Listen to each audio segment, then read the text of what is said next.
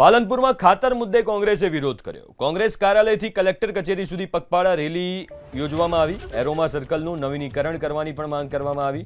ભારતમાલા પ્રોજેક્ટના કથિત ભ્રષ્ટાચારની તપાસ કરવા માંગ કરવામાં આવી છે. કલેક્ટર કચેરીમાં રામધૂન બોલાવીને વિરોધ પ્રદર્શન કરવામાં આવ્યો.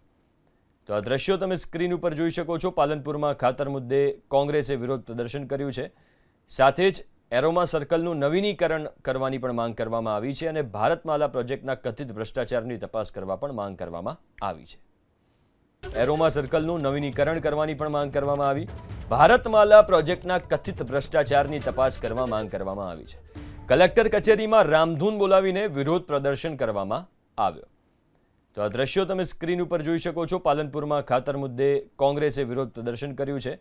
સાથે જ એરોમા સર્કલનું નવીનીકરણ કરવાની પણ માંગ કરવામાં આવી છે અને ભારતમાલા પ્રોજેક્ટના કથિત ભ્રષ્ટાચારની તપાસ કરવા પણ માંગ કરવામાં આવી છે.